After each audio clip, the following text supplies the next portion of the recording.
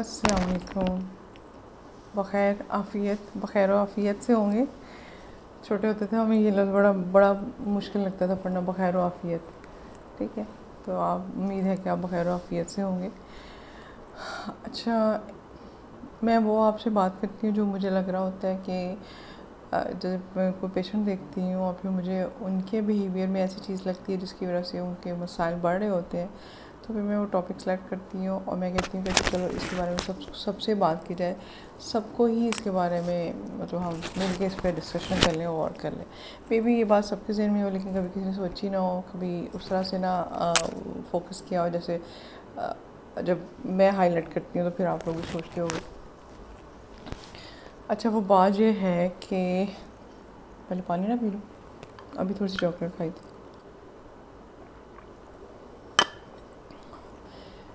हम लोग ना, हम में से कुछ लोग होते हैं, हर तरह के लोग होते हैं। मैं कहती हूँ फरिश्ता ना कोई है ना कोई शैतान है। ये कहने को फ्रेज़ हम बोल जाते हैं लेकिन हम मानने को तैयार नहीं होते। हमारा दिल करता है कि हमारे जो सामने वाले लोग हैं जिनसे हम मिलते हैं, हमारे बहन भाई, हमारे रिश्तेदार, हमारे फ्रेंड्स, वो सब फरिश्ता हों, लेकिन हमें इंसान समझा जाए। हम गलतियाँ करते हैं तो कोई बात नहीं, खैर है, ठीक है, लेकिन कोई दूसरा गलती करते तो उसकी हिम्मत, ठीक है, उसे की क्यों? उसे हमारे जैसे बंदे के साथ, हमारे जैसे अजीम इंसान के साथ ज़्यादती क्यों कर दी? तो ये जो एटीट्यूड होता है ना, रिश्तों का कातिल होता है। ये हमारी परेशानियों का बायस बनता है। अब इसके रिवर्स करना है। ना तो दुनिया में फरिश्ते बचते हैं और ना ही आप कोई हाई फाई इंसान है कि आप सबको बुरा नहीं कर सकता, आप सबको गलती नहीं कर सकता। भैया, आप भी एक नॉर्मल इंसान है, आप भी बहुत सारों के साथ करते होंगे, आपको उसका इदराक नहीं होगा, आपने कभी सोचा ही नहीं होगा कि आपने किसी के साथ बुरा किया है। तो इसलिए अगर कोई आपके साथ भी कर जाता है ना, तो वो भी इंसान है, आपकी तरह के इंसान। हमेशा ये सोचिएगा वो मेरी तरह के, आपकी तरह के इंसान है, वो फरिश्ते नहीं हैं। उनकी तो बातों को हम डिस्कस करते हैं, यूँ कर लिया, वो कर लिया, गॉसिप करते हैं हम, लेकिन क्या हमसे गलतियाँ नहीं होती? और सबसे बड़ी गलती हम ये कर रहे होते हैं, हम जो गॉसिप करते हैं उनके बारे में। और जो हम कहते हैं नहीं, उसने मेरे साथ बहुत बुरा किया, मेरी फ़लाँ बहन ने बहुत बुरा किया, मेरे फ़लाँ भाई ने बड़ी ज़्यादती की, मेरी फ़लाँ फ्रेंड ने मेरे से ये किया। तो ये सबसे बड़ा तो ये आपकी अपने दिमाग की इख्तरा है, ठीक है। उसने कब कहा था कि मैं 100% परफेक्ट हूँ, फरिश्ता हूँ, या मैं तुम्हें कोई मोअज़्ज़ज़ मलके आलिया या कोई वज़ीर आज़म या बादशाह सलामों की तरह मैं ट्रीट करूँगी तुम्हें, ये करूँगा? हमारी अपनी गलत फहमी है ना। यहाँ तक तो थोड़े से रूड से आ गए ना वर्ड्स, मज़ीद आगे आते हैं। फिर मैंने बहुत सारे लोगों से सुना कि अच्छा, हमको फ्रेंड्स नहीं बनाते हैं, हम सर्कल में नहीं जाते क्योंकि हमारी तरह के लोग नहीं होते वहाँ पे। हमारी टाइप क्या है, मेरी टाइप, आपकी टाइप क्या है? ये हमने अपनी टाइप्स खुद ही घड़ ली है, खुद ही ज़ूम कर लिए। इंसानों से एनर्जी मिलती है तो इंसानों से एनर्जी लिया करें, ये टाइप्स को छोड़ दिया करें। हर इंसान से आपको कुछ ना कुछ पॉजिटिव नहीं मिलता। हाँ, कुछ लोग ज़रा ज़्यादा टॉक्सिक होते हैं, उनसे कम मिलें, लेकिन उसी ग्रुप में कहीं ना कोई बंदा और भी होगा कॉम्पनसेशन करने वाला, जो ज़रा सॉफ्ट होगा, जो प्यार पढ़ने वाला होगा, जिससे आपको पॉजिटिव वाइब्स आएंगी। इसलिए मैं ना ग्रुप्स के बहुत हक में हूँ कि हमेशा ग्रुप्स होने चाहिए। आप मोहल्ले में भी हैं तो आप 2-4 का ग्रुप्स बनाएं, फ्रेंड में भी है तो 5-6 फ्रेंड्स का ग्रुप बनाएं, फैमिली में जाना है तो इकट्ठे 2-3 लोग मिल के जाएँ। तो वो ग्रुप में, एक तो ग्रुप का फ़ायदा ये होता है कि गॉसिप कम होती है। गॉसिप मतलब चुगली, अच्छी वाली गॉसिप होती है, गपशप लगाना, एंजॉय करने वाला। चुगली कम होती है और दूसरी बात ये होती है कि हमें एनर्जी मिलती है। हाँ, अच्छा, हम ना, मैं बात करती ग्रुप्स के दरमियान में इंटरप्शन हो गई तो मैंने वीडियो को ब्लॉक किया था। तो प्लीज़ लोगों में मिलें जुलें। लोग कहते हैं हाय मैं तो लोगों में जाती ही नहीं, लोग बड़ा हर्ट करते हैं। ओ भाई, हर्ट क्या कर लिया, क्या आपका तोड़ दिया किसी ने? ठीक है। और जब तक आप लोगों में नहीं जाएंगे, आप लोगों की बातें नहीं सुनेंगे, आपने स्ट्रॉन्ग कैसे बनना है? ये जिस तरह वो नहीं होता एक्सपोजर, जैसे हम आप जो ओसीडी जिनके बारे में जिनको पढ़ा है, या आप में से कोई जो साइकोलॉजिस्ट होंगे उनको पता होगा, एक होता है एक्सपोजर एंड रिस्पॉन्स प्रिवेंशन, ठीक है। उसमें फिर एक फ्लडिंग होता है और एक होता है सिस्टमिक, क्या कहते हैं, सिस्टमिक डिसेंसरेशन, कि स्लोली आप किसी चीज़ एक्सपोज करें। एक होता है जाके उस बिल्कुल उस तूफ़ान के आगे उसको खड़ा करते हैं। तो जब आप लोगों से मिलेंगे नहीं, आप हर्ट नहीं होगे, आप स्ट्रॉन्ग कैसे बनेंगे? आपकी पर्सनैलिटी ग्रूम कैसे करेगी? आप नेकियां कैसे जमाएंगे? ये मैं पहले भी कहती होती हूँ क्योंकि मैंने हदीस की बुक्स पढ़ी हुई हैं काफ़ी सारी, लेकिन मुझे उनके नाम, मुझे बहुत ये मेरी यंग एज की बात है, जब मैंने किताबें पढ़ी तो मुझे उनके रेफरेंस वगैरह वो याद नहीं है, ना बुक याद है, तो इसलिए मैं सेफ साइड पे रहते हुए हमेशा ये कहती हूँ कि मे बी ये ज़ईफ़ हदीस है या मुझे इसका याद नहीं है। वो मैंने पढ़ा था कि अल्लाह के नबी पाक सल्लल्लाहु अलैहि वसल्लम ने फरमाया कि मुझे ये ज़्यादा पसंद है, या ये कि कुछ यहाँ फरमाया गया कि ये ज़्यादा पसंदीदा है कि लोगों के दरमियान रहो, तकलीफ़ें बर्दाश्त करो, उन पर करो, बजाय ये कि घरों में जाए कि आप रेवल रहे हैं कि किसी मज़हब को निशान आ रही है। वो एक ना हमारे भी करते होंगे, बहुत आइसोलेशन के चिल्ले काटते हैं। क्रिश्चियन ये होता है कि कुछ लोग दुनिया त्याग देते हैं, मुझे पता नन और क्या मेल्स कहते हैं। इसी तरह हर रिलीजन में भी है जगह पे, तो वो आसान काम है। आइसोलेशन में के अंदर आपका फ़ायदा नहीं, आप दुनिया में क्या फ़ायदा हुआ? आप ऐसे आपको इसलिए तो नहीं पता था खाएं पिए बच्चे पैदा आप हंसें रोएं और फिर सो जाएं, फिर जाएं। आपने पता किया है कि आप दुनिया में रहें, करें, अपना टैलेंट जो दूसरे इंसानों को काम आए, दूसरे इंसान अगर आपको कहें तो आप हर्ट से स्ट्रॉन्ग हो, अल्लाह से दुआ इंसानों के फ़ायदे लीजिए, और फिर जो कहते हैं दुनिया में फिर अपने इम्तिहान में हम काम और फिर अच्छे रिवॉर्ड की रखें। आप आइसोलेशन में बैठ जाए, किसी से मिलें जुलें ना, लोगों पर फतवे लगा दें, वो भी बुरा है, वो भी बड़ा है, वो भी शक्की है, वो भी पैड़ा है, वो उसने मेरे नुकसान किया, वो भी मेरे साथ नहीं, उसने भी मेरा ख्याल नहीं किया, उसने बुरे वक्त में मेरा साथ नहीं दिया, और उसके बाद अलग होकर बैठ जाए और फिर हम दुआ करते हैं अल्लाह भी हमें जन्नत दे। आपने किया क्या जो आपको जन्नत मिलेगी? जन्नत तो एक रिवॉर्ड है ना, हमेशा इम्तिहान के बाद रिवॉर्ड मिलता है। जब आपने इम्तिहान नहीं दिया तो आप रिवॉर्ड किस चीज़ से मांग रहे हैं?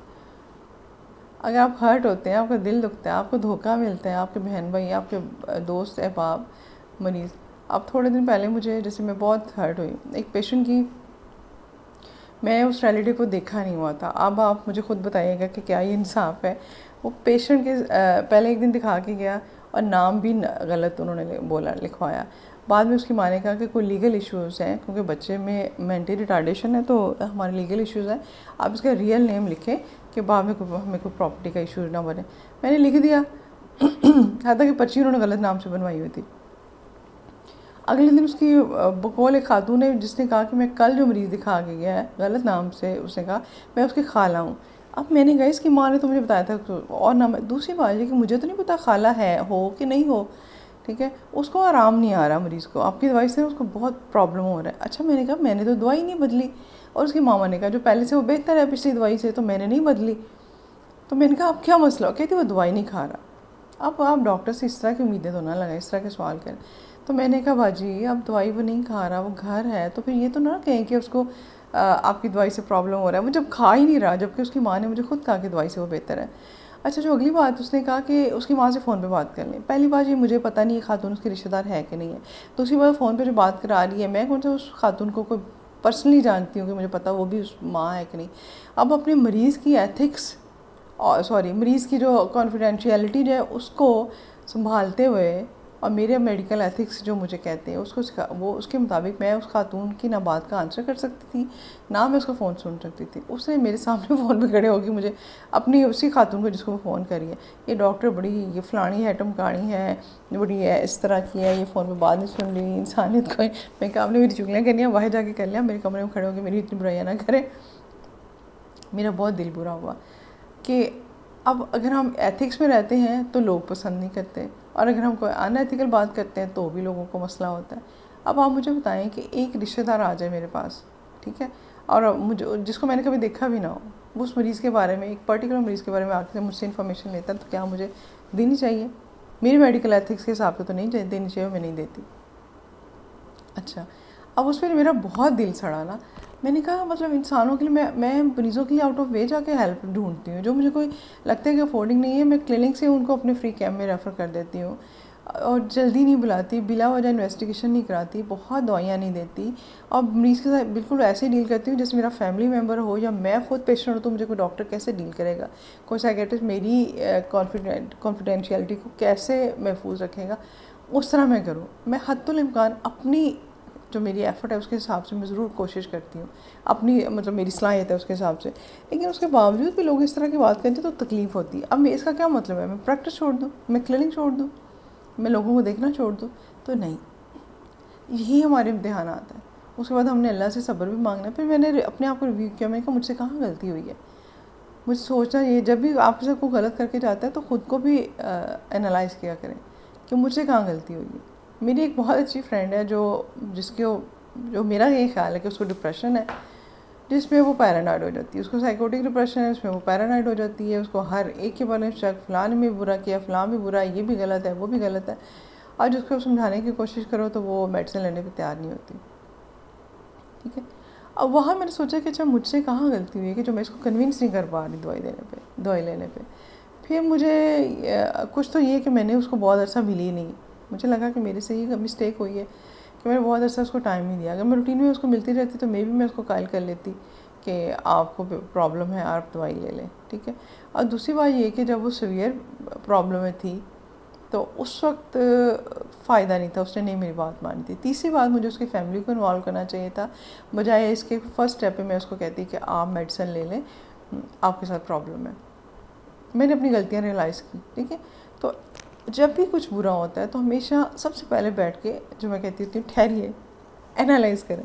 तो सबसे पहले ख़ुद को एनालाइज़ करें, मेरे अंदर क्या प्रॉब्लम हुआ है, कहाँ मसला है। तो बात शुरू हुई थी कि इंसानों में रहा करें, इंसानों की कंपनी इंजॉय किया करें।